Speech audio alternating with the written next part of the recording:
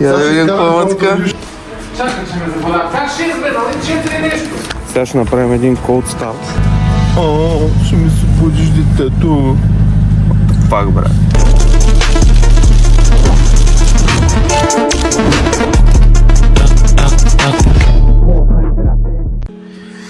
Добро утро, пичове. Днес е понеделник.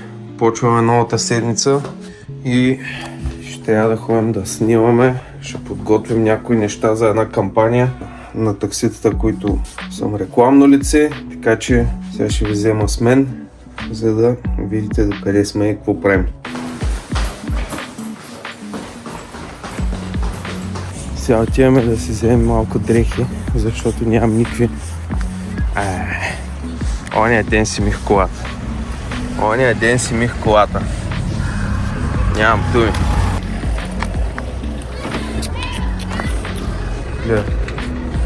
Да е начало. Това нормално ли? Сега ще направим един cold start, да ви покажа новите гарнета. Ето ги.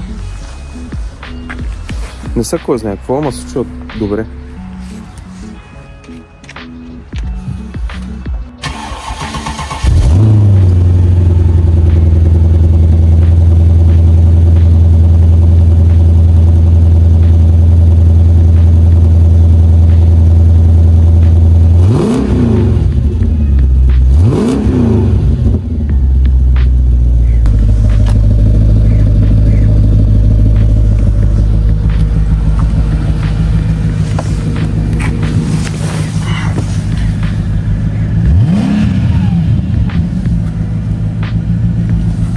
Да, общо взето е това. Така някаква майка с дете ма гледа на криво, защото дам газ.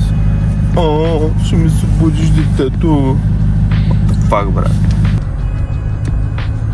Абе, имам някаква странна вибрация от време на време, където е много лека, такава като земетресение се усеща. Какво е? В колата и се чудя какво е. Един комшия ми каза, че може би е перката на радиатора, обаче тя колата не е загрела. Как така перката на радиатора? Така, за тази кола до момента съм пръснал около 13 000 лева за ремонти. Откакто съм я взел преди около 3 години. Знам, че е 20 годишна, но просто съм сменил, да не кажа всичко. Останаха ми да сменя. В смисъл, те не са за смяна, но не съм ги сменял тях. Задните амортисьори, възглавниците, 4-те са сменени, защото е на въздушно. Но предни амортисьори съм рециклирал, задни не съм. Очаквам някой от тях да се разтропа и тях да ги сменя. Иначе всичко друго е сменено. Не знам дали някой някога би дал толкова пари за колата си.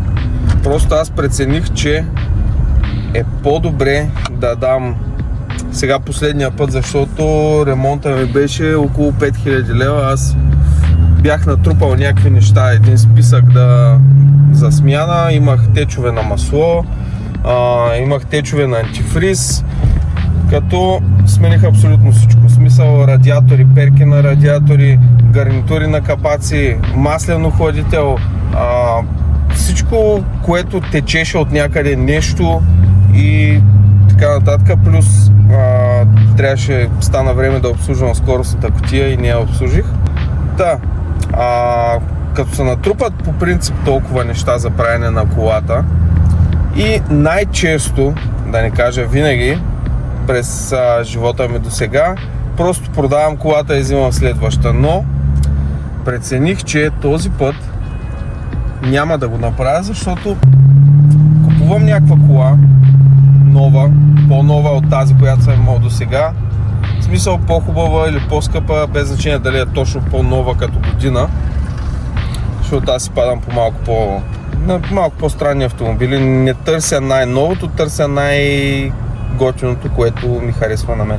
Така, купувам я и почвам от начало с ремонти. Те винаги, смисъл, може една година да не правя нищо и почват един след друг и пак пръскам супер много пари. Мислех да си вземам следващия CLS, който е 218-ката, но исках 500-ка.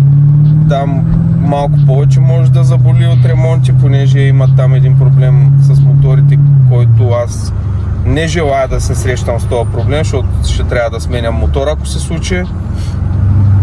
И прецених просто да си дам парите за ремонта на тази, да си оправя всичко, каквото не ми харесва или каквото е счупено, развалено и така нататък. И да си я карам нея докато може. Колата е вкарана от Германия. В много добро състояние по принцип колата. Беше дошла обаче с надрано по цялата кола. В смисъл, човека, който я продавал там, е надрал цялата кола и се е взел парите от каското преди да я вкара насам. Пребъдисахме я в абсолютно същия цвят, какъвто си е оригиналния, който е Перлит Грей.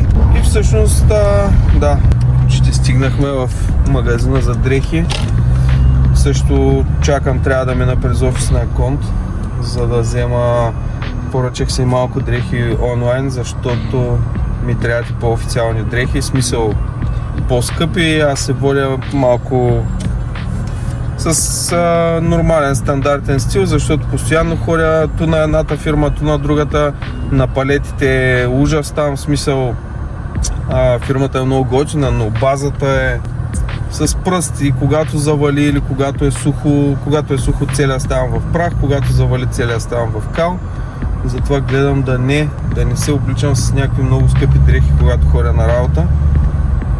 Но пак за сметка на това за някои видеа ми трябва, така че това е целта за днешния ден. Така, пичове, взех си 3 много яки тениски, ми пристигнаха. От приложението Vestiaire си бях поръчал 2 тениски на Loro Piana и една на Zegna, не знам как се чете, не съм много по италианската мода. По-скоро харесвах стрит стила, по-така разпуснати, по-ежедневни.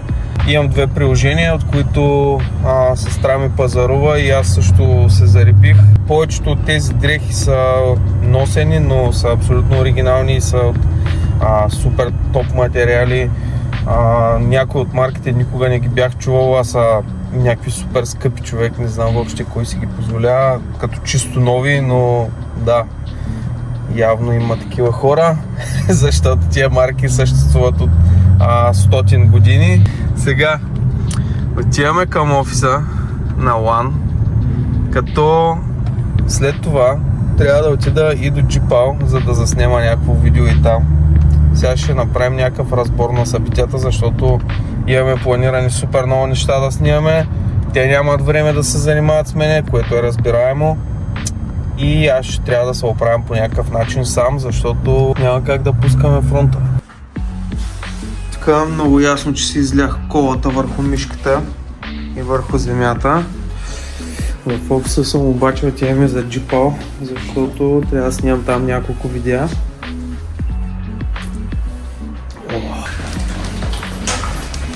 Мерси. Снимам ли? Да, аз снимам даже.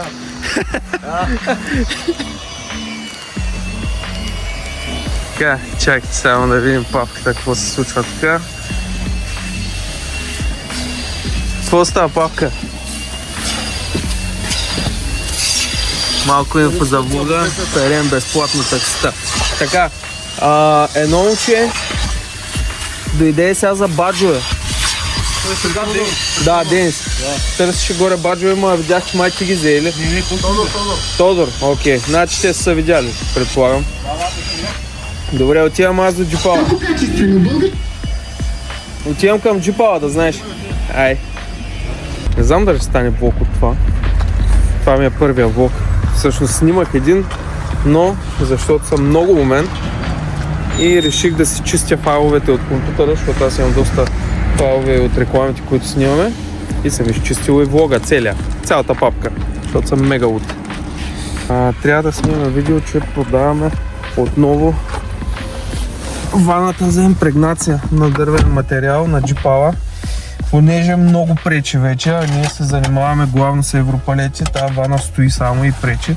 Заема място, защото тя е доста голяма. И така, отиваме тъкмо да нагледаме момчетата, да видим имат ли нужда от нещо.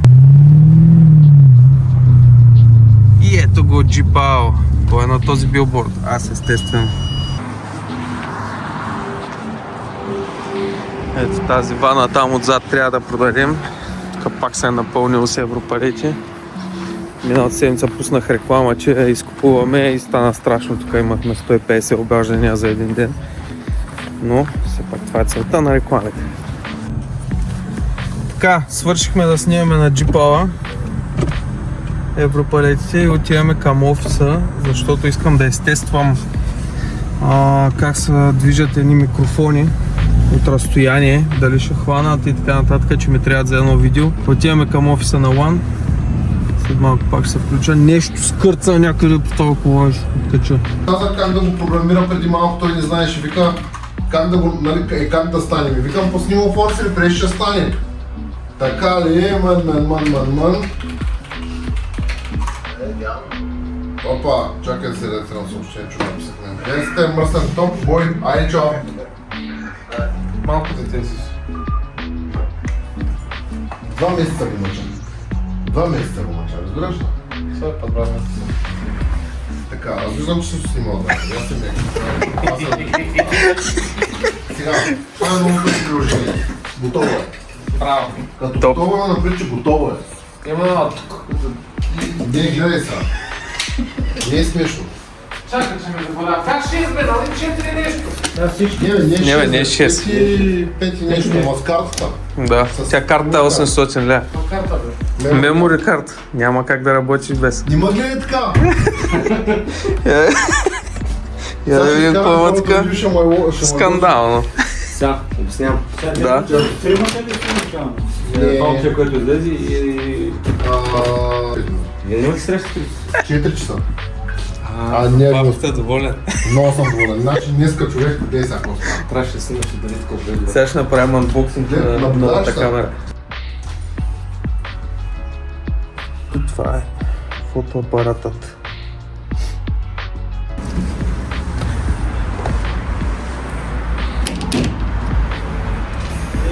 Отворихме фотоапарата и фотоапарата няма грам батерия. Грам батерия! Не тръгна клипа. Да. И клипа не Ще тръгна. направим по-добър. Сега съм заклещен в офиса, докато не се зареди камерата, за да изпробваме настройките. Подбрал съм няколко YouTube видеа. Ето камерата, зарежда се от някакво импровизирано зарядно, понеже Sony в комплекта са ми дали само ето кабел. И от компютъра не иска да се зарежда. Трябва да си купя адаптер от някъде. Пробвах с ето черния адаптер, не става. Между другото с iPhone-ското зарядно се зарежда, което е странно. Ама те са fast charge за това най-вероятно. Така че да. Нямам търпение да изпробвам функциите на тази камера, макар че е с китовия обектив. До сега сме снимали само с iPhone, така че смятам, че ще е 10 пъти по-добре дори с китовия обектив. Като му посвикна, ще си вземем хубав обектив и продължаваме напред. Ето къде е гимбала. С гимбала ще станат супер яки шотове, аз съм сигурен. Ето къде е маунта за фотоапарата. И така. Тук сме, купуваме малко храна от Automoto. Той дисплей малко е прецакан. Купуваме храна от Automoto и отиваме към салона на Моника, за да видим там новите столове за педикюр, защото нещо не са удобни, а пръснахме 5000 лея за тях. И да, отивам да видя какво е положението. Тествахме камерата. Между другото добре се справя, много добре се справя. Сега това време, нали, сравнително тъмно е. Бях на паркинга на метро, за да пробвам там да снимам. Има известна светлина, но не чак толкова. В смисъл iPhone-а там загасва тотално. Така че пробвах различни настройки, гледам YouTube клипчета, тествам, гледам YouTube клипчета, тествам и така. Смятам, че ще се справим утре. Надявам се. Подготвили сме нещо уникално, в смисъл нещо много забавно, като видео реклама за One Taxi град Пловдив, така че предстои да видите. В TikTok, в Instagram, навсякъде, дори в YouTube имаме канал на One Taxi град Пловдив, където качваме предимно рилчета. Аз с тези влогове ще ги промотирам отделно в моя канал, така че продължаваме напред.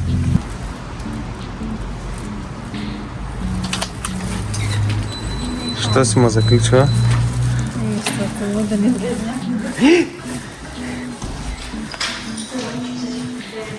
Я видим. Много яко. А това какво е?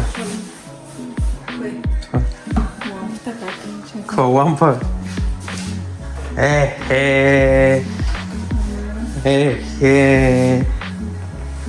Много яко.